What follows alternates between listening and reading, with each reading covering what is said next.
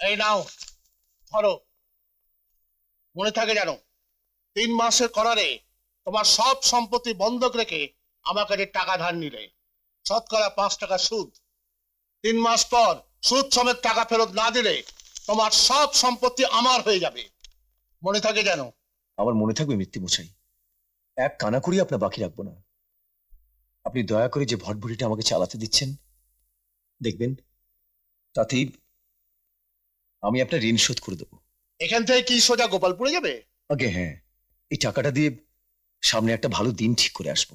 সাবধানে যেও। ভটভটি চালিয়ে 3 মাসে 25,000 টাকা মানে সুদ সমেত ফেরত দিয়ে দেবে। 3 মাস পর ওই ভটভটিটা আমার হয়ে যাবে। তুই আমার মাইনে করা চাকর হয়ে ওটা চালাবি। সত্যি? কি গো, এত রাত হলো? শিখার বরের ছবি, শিখাকে দেখিও। তার মানে তুমি গোপালপুর গেছিলে? ঝামেলা সব মিটিয়ে এলাম। সামনের মাসে 20 তারিখে বিয়ের দিন ঠিক করে এলাম। টাকা টাকা পেলে কোত্থেকে? মিত্তির মশাইয়ের কাছে টাকা ধার করেছি, তবে ভটভটিটা চালাতে দেবেন। জমি জমায় হাত দিতে পারবো না, ধার শোধ করে তবে সবকিছু ফেরত পাবো। এ কি করলে তুমি? সবকিছু বাধা দিয়ে বসে রইলে? সত্যি, তাছাড়া কি করব বলো? বোনের এরকম একটা সম্বন্ধ হাতছাড়া করবো? ভবিষ্যতের কথা ভাবলে না একবারও? শিখার বিয়ে হয়ে গেলে আর চিন্তার কি আছে সত্যি? 3টে পেট ঠিক চলে যাবে।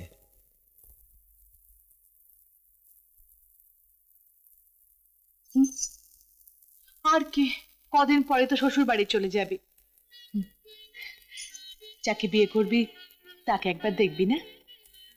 আমার দেখার কি দরকার, দাদা তো দেখেছে। কিন্তু বিয়ে তো তোর সঙ্গে হবে। শেষে বিয়ের পর বলবি দাদা বৌদি একটা বিচ্ছিরি ছেলের সঙ্গে আমার বিয়ে দিয়ে দিয়েছে। মোটেই বলবো না। না বলিস তো ভালোই, তবু আমরা আমাদের কর্তব্য করে রাখি। শুভ দৃষ্টির আগে মানুষটা ছবি দেখি মনটা ভরে নে। কি রে, পছন্দ হয়েছে? জানি না।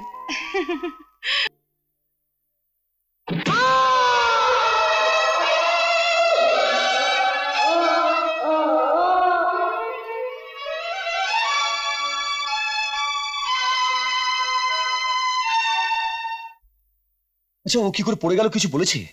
সবে তো জ্ঞান ফিরেছে, এখন কি সব জানতে চাওয়া যায়?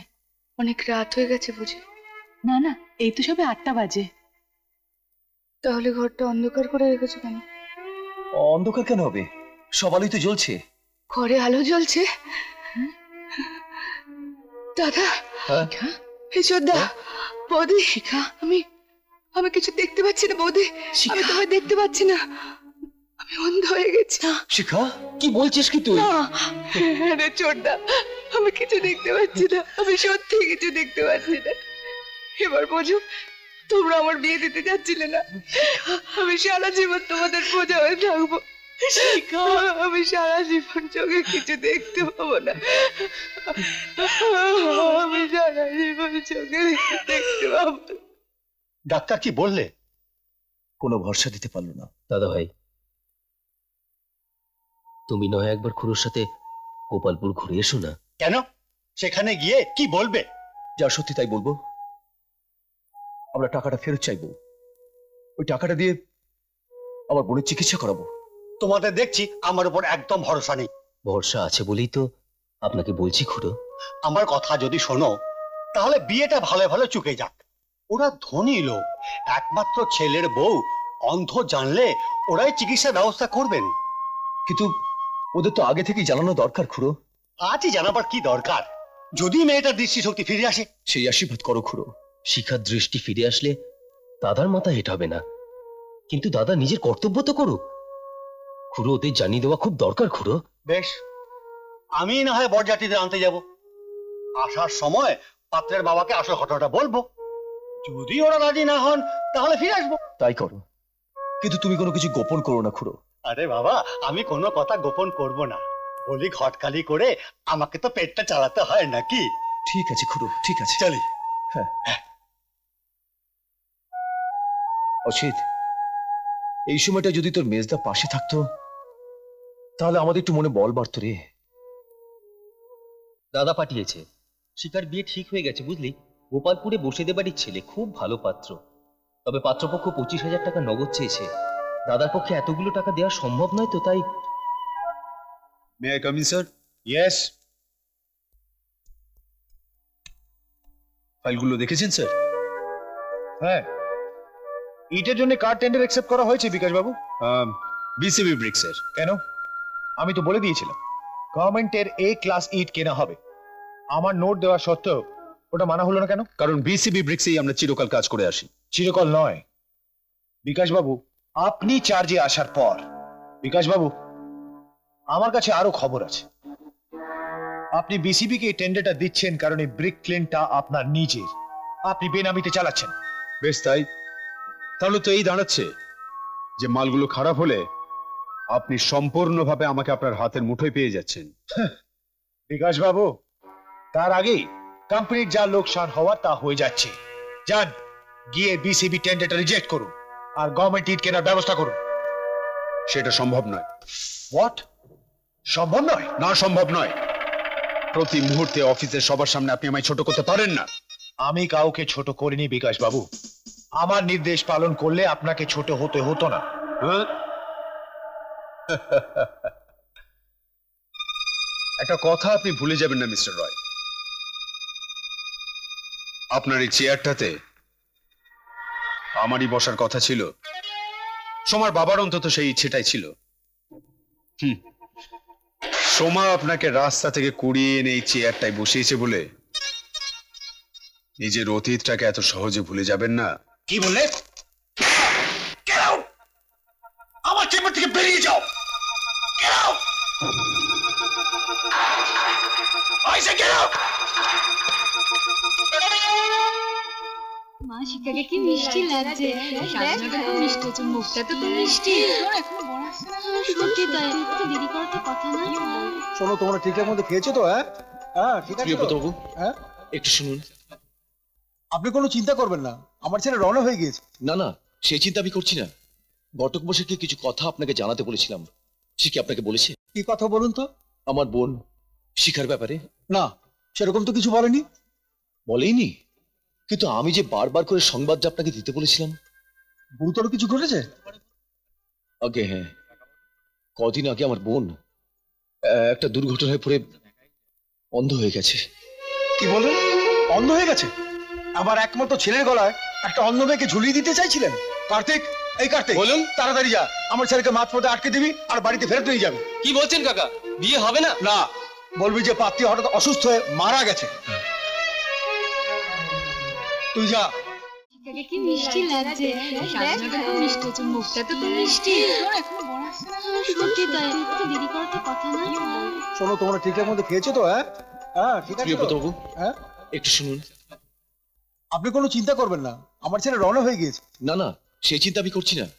ঘটক মশাইকে কিছু কথা আপনাকে জানাতে বলেছিলাম, সে কি আপনাকে বলেছে? কি কথা বলুন তো? আমার বোন শিখার ব্যাপারে। না, সেরকম তো কিছু বলেনি। বলেইনি? কিন্তু আমি যে বারবার করে সংবাদটা আপনাকে দিতে বলেছিলাম। গুরুতর কিছু ঘটেছে? আগে হ্যাঁ, কদিন আগে আমার বোন একটা দুর্ঘটনায় পড়ে অন্ধ হয়ে গেছে। কি বলেন? অন্ধ হয়ে গেছে?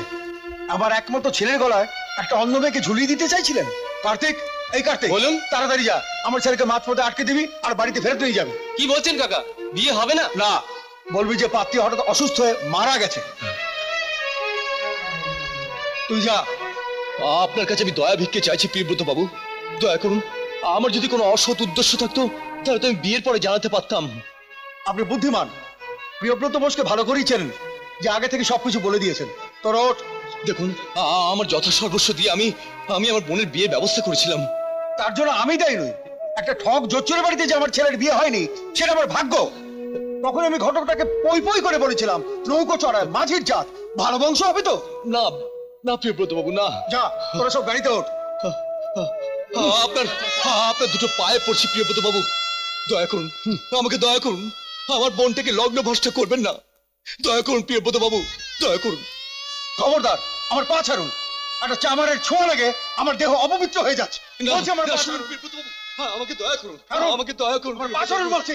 দয়া করুন। ছাড়ুন। না, আগে আপনি আমাকে কথা দিন, এ বিয়ে হবে, সবাইকে ফিরিয়ে নিয়ে আসুন, সবাইকে ফিরিয়ে নিয়ে আসুন, তারপর আপনার পা ছাড়বো। হ্যাঁ, আমাকে দয়া করুন প্রিয়ব্রতবাবু, আমাকে দয়া করুন প্রিয়ব্রতবাবু, দয়া করুন, আমাকে দয়া করুন।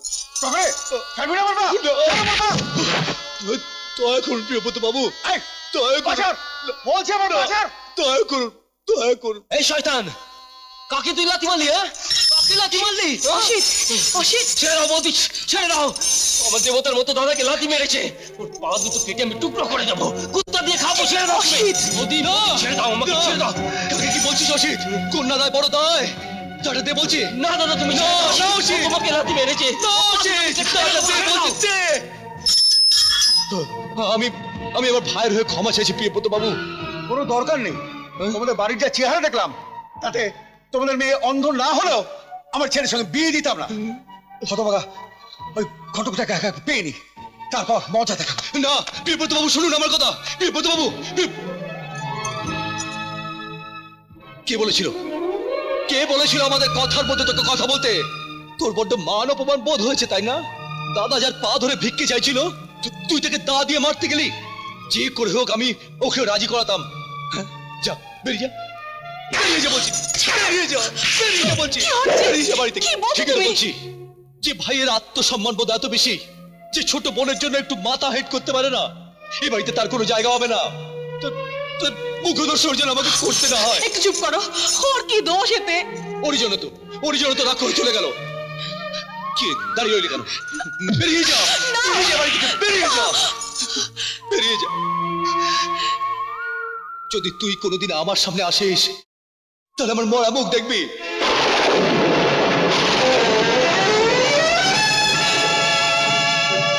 আমার মরা মুখ দেখবি তুই। চলে যা, চলে যা, চলে যা, চলে যা।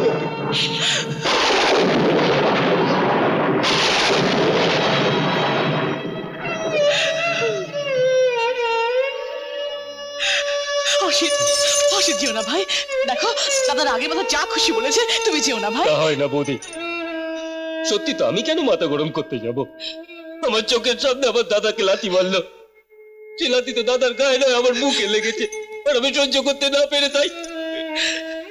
ঠিক আছে, ঠিক আছে, আমি চলেই যাচ্ছি, আর কোনোদিন তোমার সামনে মুখ আমি দেখাতে আসবো না। আমি চলে যাচ্ছি। অসিত, ওগো, ওগো, ওকে ফেরাও, ওকে।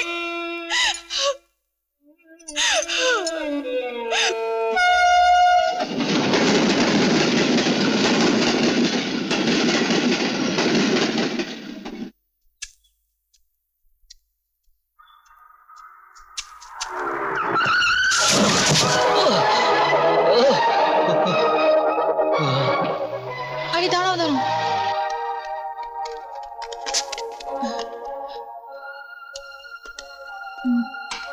দিদি দয়া করে লোকটাকে একটু হাসপাতালে পৌঁছে দেবেন। আরে এ তো অসিত। দিদি, আপনি ওকে চেনেন? হ্যাঁ আমি চিনি। আপনারা দয়া করে একটু গাড়িতে উঠিয়ে দিন না প্লিজ, ওকে একটু উঠিয়ে দিন। আস্তে আস্তে, হ্যাঁ, চল চল চল চল, সাবধান সাবধান থেকে পড়ে না। এত চিন্তা করছো কেন সোমা? ও তো ছেলে মানুষ নয়, ঠিক চলে আসবে। কি বলছো তুমি? এত রাত তো ও কোনোদিন করে না, আর করলেও টেলিফোন করে জানিয়ে দেয়। কিরে কোথায় ছিলি? দেশ সেবা করে এলাম। দেশ সেবা মানে? জানো জামু, একটা গাড়ি অ্যাক্সিডেন্ট করে চলে গেল, আর যাকে ধাক্কা মারলো তার কথা কেউ ভাবলো না। তার কথা ভাবলে পাবলিক কি তাকে ছেড়ে দিত? সেই জন্যই মহৎ কাজটা স্বয়ং আমিই করলাম। কোথায় লেগেছে লোকটার? মাথায় লেগেছে দিদি, তবে ভাগ্য ভালো স্কালে কিছু হয়নি। আমি ভদ্রলোকে নার্সিংহোমে ভর্তি করে এক্সট্রা রিপোর্ট দেখে তবে এলাম। এভাবে গালে হাত দিয়ে বসে থাকলে কি মৃত্যুমশার দিন আর শোধ হবে? আর কটা দিনই বা বাকি। সবাই বিশ্বাসঘাতক বুঝেছো, এর মধ্যে ভটভটিটাও খারাপ হয়ে গেল। বিগড়ে গেলে মেরামত করতে হবে। এমনি এমনি কেউ কি সারিয়ে দেয় সত্যি? তা কেন, টাকা দিয়ে সারাবে। এটা বিক্রি করে তোমার ভটভটি সারিয়ে নাও। একটা একটা করে সব শুনে তো বার করে দিলে, তারপর পরের কথা পরে ভাবা যাবে, এখন তো নৌকোটাকে সারাও। আর একটা কথা, বিয়েটা যখন ভেঙেই গেছে তখন আবার গোপালপুর যাও, ওদের থেকে টাকাটা ফেরত নিয়ে এসো। ওই টাকা দিয়ে আর কিছু না হোক মৃত্যুমশার দেনাটা শোধ করা যাবে। যাও, দেরি করো না, 2-1 দিনের মধ্যে দেখা করে এসো। যাও।